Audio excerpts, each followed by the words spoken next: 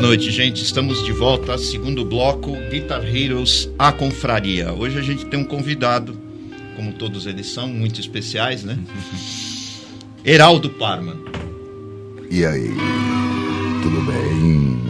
Ô Marcelo, você podia falar daquele jeito bonito que você falou. Sim.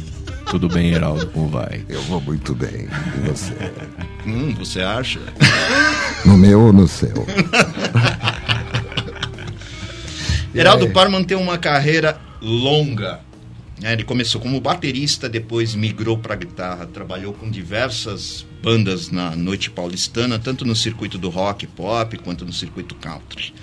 No início dos anos 90, ele passa a integrar uma das maiores e mais icônicas bandas do rock brasileiro, o Ultraje a Rigor, gravando os seguintes álbuns: O Início, O Fim e o Meio, Rock das Aranhas, que é uma participação do Ultraje, né?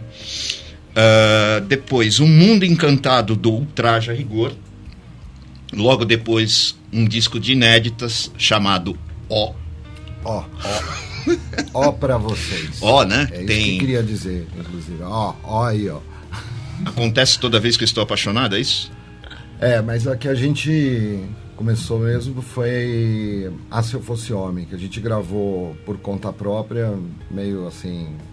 já que vocês não vão gravar, a gente vai gravar sozinho. Aí a gente gravou sozinho, lançou, e a gravadora, como é que vocês lançam o negócio? Tá, então vamos lançar o disco. Eles, tá bom. Aí o clipe acontece toda vez que eu estou apaixonado. Acho que foi vinculado pela MTV, né? Foi, e a gente fez dois nessa época. Foi o do Apaixonado e o Universozinho. Seu Universozinho. Né? Pausa pra piada, mas eu não vou falar. Essa letra é piada. muito boa. É bem legal. Depois, músicas para tocar em elevador, com a música A Cegonha Me Deixou em Madureira, com a participação do Jorge Benjor, que é uma outra coletânea com vários artistas que o Ultraje participa. Foi uma homenagem, né, também pro... Primeiro foi do Raul, vários artistas, né? E depois do Jorge Benjor. Depois, um disco chamado 18 Anos Sem Tirar, que na verdade é 15. Esse disco a gente gravou em 96, aí depois ficou um hiato aí de 3 anos, quando a gente lançou efetivamente em 99, junto com 4 inéditas, né, que tem a Nada a Declarar. Isso, que é o que eu ia falar, com algumas músicas inéditas, como Monstro de Duas Cabeças, Giselda, e um dos grandes hits da banda, Nada a Declarar... Que nada a declarar. Nada a declarar. Próxima pergunta. Heraldo também foi um pioneiro ao criar o primeiro quarteto de guitarras dedicado à execução de peças de formação camerística, o Quadrivium, que depois deu início a um outro projeto chamado Croma, que está aí há 20 anos. Exato. E que ele está produzindo também um documentário da existência do Croma, né? Vai tocar na prefeitura, shows, né? Tem umas coisas aí que estão programadas para esse ano. Inclusive, nesse documentário do Croma, a gente conta a história, óbvio, né, do Quadrivium, que foi o laboratório total dessa coisa. A gente começou em 97 e durou 2 anos e meio, né? Porque é aquela coisa, né? A gente começou uma coisa que a gente não fazia ideia do que a gente estava fazendo. E era o último ano da faculdade. A faculdade tem uma importância singular nisso. Eu não sei se eu não tivesse feito faculdade, se isso ia passar pela minha cabeça, né? Porque envolve outras questões de interpretação, etc. E no documentário a gente conta a história do Quadrivium. Tem que contar, né? Porque foi uma coisa... embrião, né? É um embrionário total. Em 99... a gente se separou e eu fui fazer o Croma, porque eu queria uma coisa assim mais diversificada, eu não queria ficar só tocando música erudita, né? É isso. Também tem um projeto instrumental chamado Syntax, com Flávio Suede, né? Suede. A gente começou a fazer isso daí em 93 e lançou um CD em 2014. Pouco tempo. Só 20 anos. A gente não tem pressa para as coisas, saca? A gente faz uma boa, tranquila. Não tinha... Era um exercício só de composição e para mim foi também um tipo de... Vamos dizer assim, que o final da faculdade teve 2 TCCs, né? Um era o quarteto de guitarras e o outro foi os arranjos que eu fiz. Inclusive, eu acabei esquecendo, tá na minha bolsa lá Tem o CD do Syntax para vocês aí. Oh. Então é isso, só que a gente foi fazendo sem maiores pretensões e na época era muito difícil conseguir gravar, né? Aí lá para 99 que eu montei meu estúdio para valer, que tinha condições melhores para gravar. Aí a gente foi gravando sem medo de ser feliz. Quando chegou em 2013, final, o Suete me ligou, o Flávio falou assim: ô meu, vamos terminar essa merda logo, que eu tô com medo de ficar póstumo. Eu, tá bom. Ficamos em janeiro e fevereiro, terminamos tudo. Fora isso, o Heraldo também participa no documentário do Ultraje a Rigor, né? Porque foi um dos guitarristas que passou e ficou mais tempo, né? Na formação eu acho do Ultraje. que talvez o Klein já deva estar chegando aí nesse número, né? Eu entrei em 91 e saí em 2002. É uma história bem grande, assim, né? Considerando 10, 11 anos e meio, é muita coisa, né? E foi um privilégio fazer parte disso e principalmente estar documentado, que já estava dentro de uma biografia, né, da Andréa Ascensão, do livro, né, da biografia, e o Mark, que é o diretor do documentário, usou bastante desse material do livro. Então, quer dizer, você está dentro de um livro que fala a história de uma banda icônica que nem o Ultraje, e depois você tem um documentário que em princípio estava nos festivais, né? E aí, de repente, você está no Cinemark. Isso é muito louco. Muito legal. Fora isso, o Heraldo também tem uma banda chamada Ledness, que presta um fiel tributo a uma banda que é banda de coração dele, um dos maiores heróis que ele tem, que é o Led Zeppelin. E a banda Web Dogs e também o Parman Rock Family. Como ele já disse, o Heraldo tem uma formação acadêmica, graduado em música pela FAAM, tem especialização em docência universitária e, além disso, tem um mestrado em educação musical. Ele também é mestre e professor responsável na disciplina de prática de conjunto cover do curso de pós-graduação em rock pela Universidade Santa Marcelina. Com vocês, Heraldo Parman, e a segunda pergunta eu já passo para o meu amigo Marcelo Fendler. Heraldo. Faz aquela voz bonita lá. Vamos lá. Heraldo. Eu gostei. O vamos lá já foi. Vamos lá. Então, aqui está assim.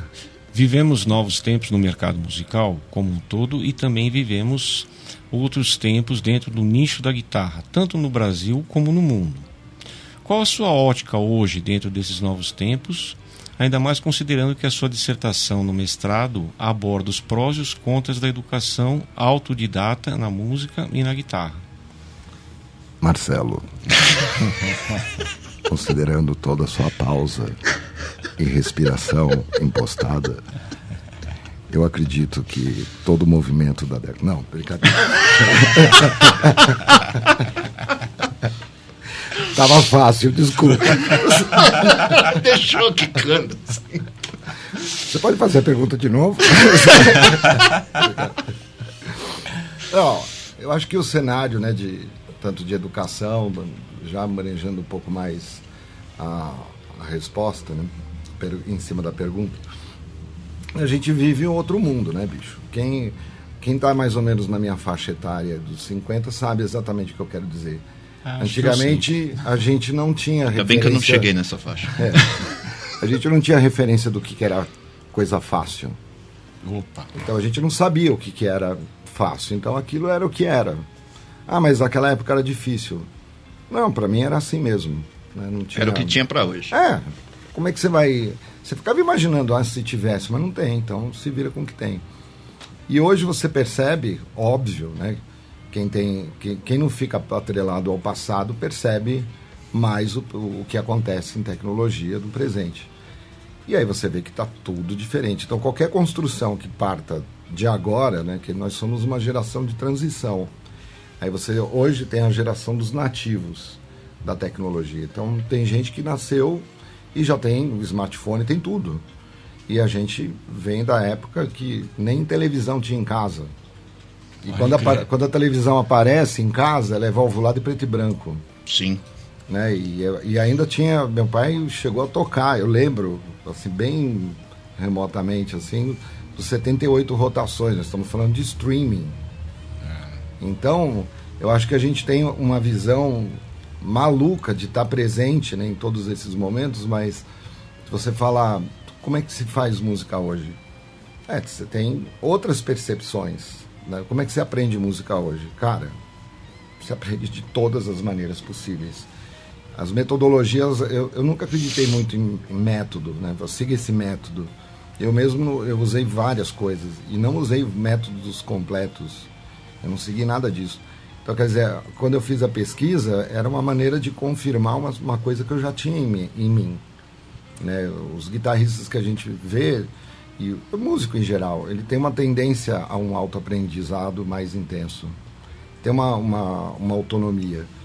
E hoje em dia, bicho, né? Outro dia até estava falando com o Érico Malagoli, eu falei, cara, como que você vai achar o YouTube uma merda?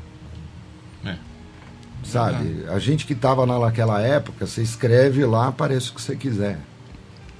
Como diz um amigo meu, se não existe no YouTube, não existe. Então você tem uma dinâmica de coisas, né? De tudo, sabe? Tudo. O que não tem? Tem tudo. E isso que a gente está falando na língua portuguesa. Você vai para a língua inglesa, isso já aumenta. Agora imagina todas as línguas. Porque o YouTube não é feito só de inglês e português. E aumenta exponencialmente, entendeu? Né? Então, quer dizer, se você tiver... e ainda você tem as ferramentas de tradução para deixar mais louco ainda a coisa. Então, é muito louco você ver como é que... Eu não tenho uma resposta muito concreta, porque não dá para ter. Que nem falar, qual é o movimento? Sei lá, tem uns 40 mil. De quê? De tudo. Tá acontecendo, tem várias vias acontecendo com público para tudo, aprendizados de tudo quanto é tipo, pessoas que não tinham visibilidade agora tem. O Andy Warhol falou que um dia todo mundo teria seus 15 minutos de fama. E ele estava certo. E rolou. Certo. E deu certo, né? Então, se a gente vai ver o cenário, os cenários são cenários. É muita coisa ao mesmo tempo, é muita opção ao mesmo tempo, que nem, sei lá, abrindo só um parênteses. Mas você grava analógico e digital. Isso não tem mais relevância. O importante é que você vai lá e você tem um monte de opção e você escolhe qualquer uma e faz o que você quiser. Ponto. Não tem mais essa de qual que é o melhor. O melhor é o que você quiser. O que importa é os resultados. Os fins justificam os meios. Essa frase está mais em voga do que nunca foi. Exatamente. Então, quer dizer, essa rádio só pode existir porque tem tecnologia. Sim. Então, quanto custaria todo o trabalho de ter uma concessão de rádio? Ela não existe. Então, a gente também tem uma democratização, né, que também, por outro lado, cria também outras banalizações de coisas. A gente sabe como o nosso mercado musical entrou numa banalização, assim como os fotógrafos, né, que eram ícones. E agora o cara tem um celular. Né, o celular resolve, não é um fotógrafo, mas... dentro da demanda, criou vários fotógrafos. Eles não são especialistas, mas isso deu uma atrapalhada na carreira desse pessoal. Sim. Assim como nós. A gente passou por um processo de descoberta, né? Então, primeiro eu acho que a gente tem que desapegar daquele passado lá, porque aquilo era o que dava. Aí você vê eu não fico muito surpreso de ver um menino de 8 anos tocando bem. Sabe, tipo, isso é um prodígio. Cara, então tem prodígio pra cacete. Saca? Então você vai falar assim, todo mundo tem um negócio especial. Meu, mas é muita criança tocando bem. Tem um porquê. O porquê tá aí, a tecnologia, os pais, à informação, né? Tudo mudou. Então pode ser ainda uma coisa assim, aquela ideia de que músico é abençoado, né? Foi tocado por um extraterrestre e aí ele vai conseguir tocar guitarra ou perceber nota. Não, é uma linguagem que se aprende, né? E você vai treinando. Só que essas crianças, elas têm o acesso a isso com mais facilidade. E eles têm mais tempo. Não é? Porque eu aprendi a tocar quando eu era bem criança. Então, quando eu estava ali com 12 anos, tocando batera, eu já era razoável. Fazia bem o arroz com feijão ali, tocava direitinho. Então, quer dizer, eu tive tempo. Meu pai investiu um tempo mostrando coisas. Meu pai ficava, escuta essa música, compara isso daqui, ficava percepção musical, apreciação musical 24 horas. Então não era uma coisa... Eu achava que toda criança da minha idade tinha a mesma coisa. Mas não tinha. Agora, hoje, inerente à vontade, uma criança pode ter isso mesmo que o pai não fale nada. Ele entra no YouTube e descobre tudo, se ele quiser. Exatamente. E pode seguir uma ideologia de um cara que tem um conceito... Tem isso também, né? Tem tudo isso. Às vezes um conceito não tão legal, né? A autoaprendizagem sempre vai ter esse caminho da escolha da informação. Você não sabe. Né? Por isso que a minha dissertação fala que chega num determinado momento que você bate na parede e se fala, eu não sei destruir paredes. Aí você vai contratar um pedreiro, que nesse caso seria o professor. Então o professor vai lá, olha, eu posso derrubar para você, eu te ensinar a derrubar para você seguir. Uhum. Enfim, respondi? Respondeu de maneira... Deixa pra lá. Heraldo, o que representa para você ter tido a iniciativa de criar o Quadrivium e o Croma indo um pouco mais além? Qual foi o papel da Marisa Ramírez, que é uma sumidade, vamos dizer assim, tanto na orientação musical do primeiro álbum do Croma e na sua própria formação como músico e como professor? Olha, cara, eu acho que foi uma coisa assim de... a criatividade mesmo. Não foi uma coisa tipo, vamos fazer isso para ficar famoso. Foi uma necessidade da alma mesmo, né? De vamos resolver um problema. E o problema era simples. O Ciro queria gravar umas músicas que ele tinha sozinho, a 4 vozes. Eu falei, mas qual é o sentido disso? Porque ele queria se apresentar reproduzindo 3 guitarras, tocando uma delas. Eu falei, mas isso é muito estranho. Aí eu falei, por que você não monta um quarteto de guitarras? Era mais por um sentido prático. E aí começou a coisa toda. A Marisa se tornou assim uma contribuidora, vamos dizer assim, um quinto elemento. Mas eu não posso descartar que muitos professores da FAAM e outras pessoas assim colaboraram demais assim com várias coisas, né? A Marisa tinha uma intensidade assim porque ela se encantou também e fazia os arranjos. A gente tocou músicas que ela compôs para quarteto, para piano e não tinha pessoas a fim de tocar. Olha que legal. Estranho, né? Mas aí um quarteto de guitarra falou, então beleza, daí que a gente toca.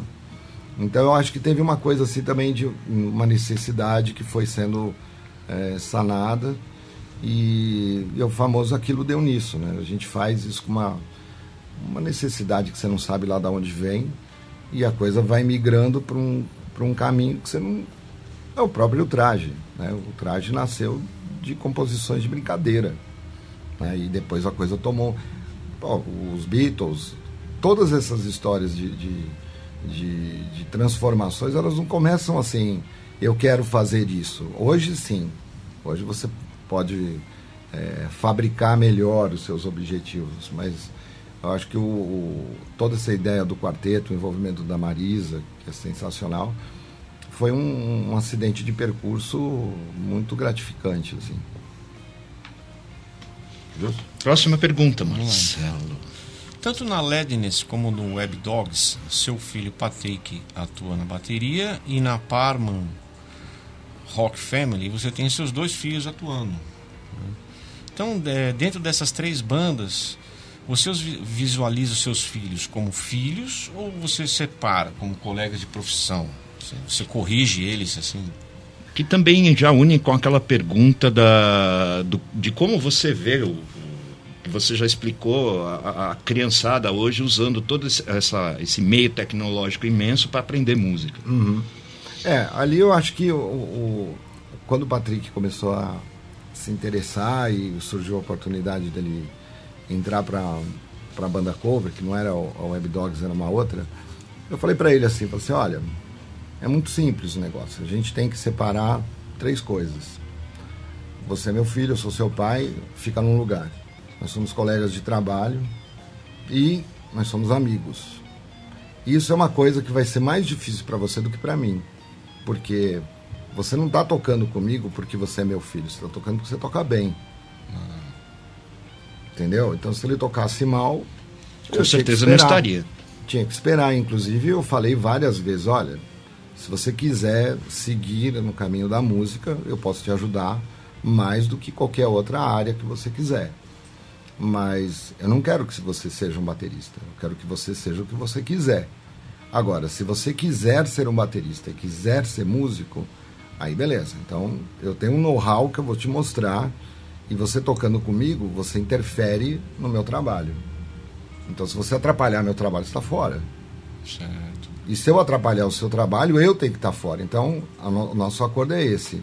Faz o que tem que fazer, né? Então, eu acho que isso é o mais importante. A mesma coisa do Nicolas. O Nicolas, quando apareceu essa oportunidade de fazer a Parma Rock Family, foi um projeto do CCJ, do Centro Cultural Juventude. O diretor me ligou e falou: olha, por que você não faz um negócio com a tua família, o Eduardo Santana? Eu falei: cara, que legal, né? Cheguei pro Nicolas e falei assim: olha, você tem 11 anos, mas você vai ter que tocar para valer. Eu vou montar o repertório e você vai ter que estudar. Ah, você gosta de videogame? Então, se eu quisesse um show de videogame, eu chamaria você. Você põe lá no telão e fica jogando, e um monte de gente fica olhando: nossa, como ele joga bem. Bom, beleza, né? Eu queria ver você fazer isso no Rock in Rio para ver o que isso ia dar, né? Mas não é isso que você vai ter que fazer. Você vai ter que fazer outra coisa. Só que você está tocando numa equipe. Eu acho que o maior problema desse aprendizado muito solo é que a gente não vê as interações. E eles dois já têm essa interação desde que nasceram. O quarto deles fica em cima do estúdio. Então, essa escuta, né, esse entra e sai, é muito presente na vida deles, né? E eu sempre fiz uma educação musical muito informal para eles, né? De certa forma, eles já foram musicalizados desde que nasceram. Então, né? Mas é assim, sempre com muita brincadeira, assim. Eu nunca cheguei e falei: você vai ter que ler partitura. É legal ler partitura, mas eu acho que a necessidade deles perceberem, né, que isso é importante, que nem já está acontecendo com o Patrick, e o Nicolas agora está querendo tocar sax, né, porque o Nicolas toca batera, eles são multi-instrumentistas também, que isso eu acho que é uma coisa do mundo atual. Eu acho que tem mais multi-instrumentistas ao mesmo tempo, né? do que antigamente, né? Essa coisa especializada, assim. Eu era batera, gostava de baixo, guitarra, enfim. Mas eu acho que essa coisa da família tem... Ah, bom, pega o Van Halen, né? Van Halen, né? E outras bandas todas, né? O Kings of Leon. Sim. Também acho que são 3 irmãos e um primo. Exatamente. É gente pra caramba, mas eu acho que assim, se você tem a música como foco e o trabalho em si, essas coisas dentro de mantendo as devidas proporções, né? Porque tem lugar que eu acho que não funciona direito. Tem outras bandas que eu poderia citar: Nelson, Jonas Brothers, Cip, o Hanson, né? Também. O Hanson. E eles estão aí, né? Recentemente eu vi eles acho que no Danilo Gentili, assim, foi incrível. Os caras estão tocando pra caramba, então tá tudo certo, né? Bom, outra coisa, Heraldo, na sua forma de tocar, isso pra mim, que já vi várias vezes você tocando em situações com o traje, com o quadrível, com o croma, em outras situações informais. É nítido na sua forma de tocar elementos importantes. O amor incondicional pela música e pela guitarra. Obrigado. A veia old school, que é uma veia presente, acho que em todos nós aqui a gente tem alguma veia old school. Você tem a veia old school, daquela coisa que eu citei mesmo, de ter o Jimmy Page como um herói. Tanto é que você tocou no Rock in Rio na frente dele. E eu até brinquei, né? Porque eu não conheço ele pessoalmente, mas ele já viu a minha bunda, né? Mas assim, ele viu a minha bunda com um monte de gente vendo. Com mais 500 né? Não foi uma coisa pessoas, entre nós. Né? Não foi uma coisa tão íntima. Né? E além de também agregar elementos da escola 1980 de guitarra. Isso aí está presente muito no solo da gravação ao vivo de Como Se Eu Fosse Homem, que muita gente citou na época. Puta solo caprichado, realmente. Eu também tenho esse solo isolado, o solo do Heraldinho é caprichado. Obrigado.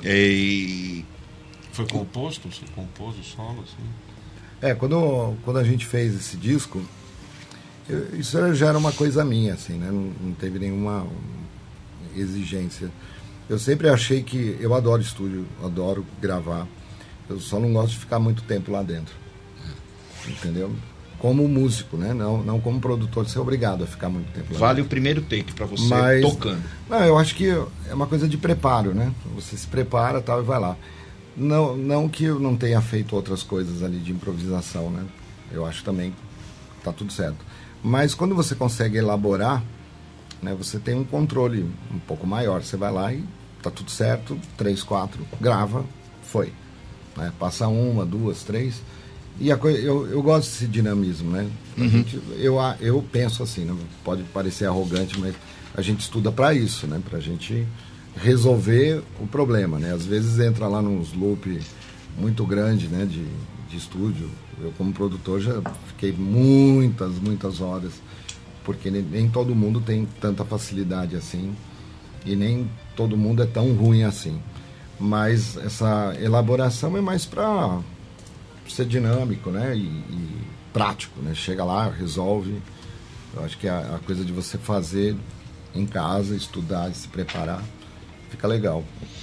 Beleza, Heraldinho, vamos dar uma pausinha, um breakzinho rapidinho nessa parte de entrevista. A gente já volta já. Não esquecendo, mkkwebradio.com.br, WhatsApp 11 982 916790. mkkwebradio.com.br. Chega de Bunda Music e a gente volta já já.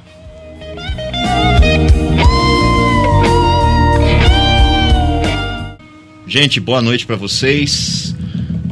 Boa noite, Marcelo. Mais uma vez, feliz aniversário, que ontem foi o seu dia. Marcelo, parabéns.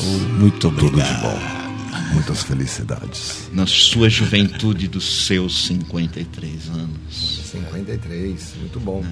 Eu, apenas um pobre garoto de 48, vou fazer. Coitadinho, né? Tadinho. Heraldo Parman, grande amigo, grande vizinho. Heraldo, uma última pergunta. É um assunto que às vezes causa, não sei se é polêmica, porque eu acredito que polêmica só existe quando não se tem argumento. Quando se tem argumento, acabou a polêmica. Não é? É o seguinte: crenças, convicções e fé. Fé é o que eu estou falando, e não estou falando nada no sentido religioso. É fé em alguma coisa, enfim, não importa. Eu acredito de maneira convicta e irrefutável que todo músico tem, entre aspas, de certa forma, uma sensibilidade mais desenvolvida que as pessoas que não trabalham com arte no geral. Você acredita nisso? Como a sua fé interfere na sua maneira de compor, na sua maneira de viver, encarar a vida, na música e principalmente na sua música? Cara, eu descobri uma coisa em mim, que é o seguinte: isso que você falou, de que os músicos têm uma sensibilidade extra. Eu cheguei à conclusão que não, viu? Eu não acredito nisso, não. Eu acredito que qualquer ser humano que faça algo com muita intensidade, muita verdade, ele já é um ser diferenciado. Pode ser um empreendedor de uma padaria, porque tudo que tange a arte diz respeito à criatividade. Então, eu ao longo do tempo, eu comecei a ver assim, conhecer pessoas que eu falava assim: esse cara não toca, mas ele parece músico. Como é que esse cara não toca e parece músico? Né? É estranho. Eu tenho um amigo meu que ele é dentista, ele fala de música e ele não toca nada. É muito louco isso. Ele não toca nada. Então, peraí, se você vê ele atuando como dentista, é como a gente tocando guitarra. É a mesma coisa. É a intensidade. Não tem diferença. Eu conheci muitos médicos, assim, eles falam de medicina babando, entendeu? Uma vez na universidade eu fiz uma pergunta bem estranha assim, para os alunos, falando essa coisa do que é bom, do que é ruim. Aí eu falei assim: quem gosta de câncer? Ai, que pergunta difícil, mas professor, você é louco? Eu falei assim: não, tem um cara que adora câncer. Quem é? Chama um oncologista. Qual é o sentido dele ser um oncologista e não ter uma certa paixão, né, de tentar entender o câncer para acabar com ele? Certo? Então, qual é o nível de criatividade disso, cara? Imagina. Então, eu acho que a palavra criatividade torna qualquer pessoa potencialmente um artista. Sim. Né?